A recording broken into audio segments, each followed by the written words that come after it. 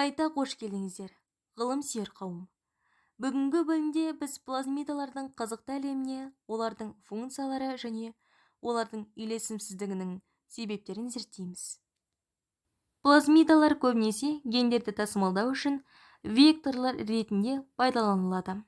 Рекомбинантты ақуыздарды өндіруді жеңілдетеді және басқа да салаларда қолданылады. Плазмидалардың үйлесімсіздігін түсіну гендерді клондау, биік өндіріс және антибиотиктерге төзімділікпен күресу үшін өте маңызды. Алдымен плазмиданың не екенін және оның қандай функциялары бар екенін түсіну керек. Плазмида хромосомалық ДНК-дан бөлек тұратын және өзін-өзі көбейте алатын генетикалық элемент. Енді плазмидалардың құрылысы қандай екенін және олардың қызметтерін анықтайық. Ең бірінші промотордан бастайық. Промотор геннің транскрипциясын бастайтын плазмидалардағы және басқа да генетикалық элементтердегі ДНК аймағы. Ол ДНК шаблонынан РНК синтезіне жауап беретін фермент РНК полимеразаны байланыстыратын орын ретінде қызмет етеді. Промоторлар плазмида арқылы ген экспрессиясын, уақытын, жиілігін және деңгейін анықтайды. Репликацияның шығу тегі ори плазмидалардың маңызды құрамдас бөлігі болып табылады. Бұл репликация процесін бастайтын арнайы ДНК тізбегі. Ори плазмидаларға қожайын ДНК-дан тәуелсіз репликациялауға мүмкіндік береді. Бұл олардың жасушалар ішіндегі өздігінен репликациялауына мүмкіндік береді. Жалпы алғанда плазмидтердің үйлесімсіздігі әртүрлі плазмидалардың бір бактерия жасушасында сақталуы мүмкін еместігі ретінде анықталады. Бірдей репликоны бар плазмидалар үйлесімсіз, өйткені олар жасуша ішінде бірдей репликацияны басқару механизмі үшін бәсекелеседі. Плазмидтердің үйлесімсіздігі мен репликациядағы мәселені қарастырайық. Бірдей репликондары бар плазмидалар үйлесімсіздікті көрсетеді, өйткені олар жасуша ішінде бірдей репликацияны басқару механизмі үшін бәсекелеседі. Плазмидалардың көпшілігінде антисенсті РНК немесе итерондарды қамтитын теріс реттеу жүйесі бар.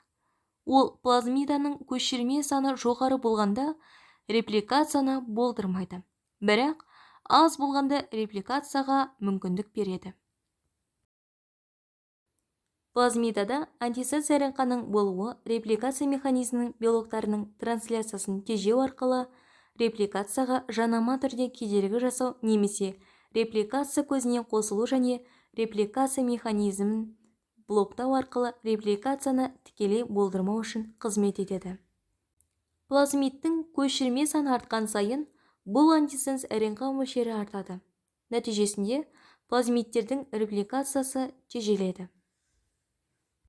Үйлесімді плазмидалар жағдайында әрбір плазмиданың репликациясы бірегей репликация механизмін пайдалана отырып, әртүрлі төмендету жүйелерімен бақыланады. Алайда плазмидалар бірдей репликация көзін бөлсе, төмендететін реттеу жүйесі оларды ажырата алмайды. Нәтижесінде жасушадағы теріс реттеу жүйесінің элементтерінің концентрациясы екі плазмида ішінде жасанды түрде жоғарылайды. Әрбір плазмида көбірек көшірмелерді қате түсіндіреді. Нәтижесінде келесі ұрпақтарда плазмидалардың ешқайсысын сақтау мүмкін болмайды. Плазмидтердің үйлесімсіздігі плазмидтердің бөлінуінен де туындауы мүмкін. Бұл жасуша бөлінуі кезінде плазмидалардың еншілес жасушаларға біркелкі таралуын қамтамасыз ететін процесс. Бұл жай ғана кездейсоқтық немесе кездейсоқ қозғалыс мәселесі емес. Бактериялардағы бөлу жүйесі плазмидадағы центромера тәрізді аймақты байланыстыратын ақуызды және бөлу энтипиазаны қамтиды. Бұл жай ғана кездейсоқтық немесе кездейсоқ қозғалыс мәселесі емес. Бактериялардағы бөлу жүйесі плазмидадағы центромера тәрізді аймақты байланыстыратын ақуызды және бөлу энтипиазаны қамтиды. Жасушаның бөлінуі кезінде SPP әр плазмиданың центромера тәрізді аймағымен байланысады және оларды бауырлас хроматидтердің жасушаларда қалай біріктірілетініне ұқсас біріктіреді. Содан кейін бөлінетін энтипиаза әрбір плазмидті бөлек еншілес жасушаға бағыттайды. Үйлесімді плазмидаларда әртүрлі SPP плазмидтердің әрбір түріне байланыстырады және әртүрлі энтипиаза плазмидалардың еншілес жасушаларға дұрыс бөлінгенін қамтамасыз етеді. Дегенмен, жоғары көшірме плазмидалар үшін үйлесімсіздік бірдей центромері тәрізді байланысу аймағы бар бірнеше плазмидалар шектеулі SPP және энтипиаза қолжетімділігі үшін бәсекелескенде орын алады. Бұл бәсекелестік плазмидалардың кездейсоқ орналасуына әкеледі. Нәтижесінде плазмида жоғалады.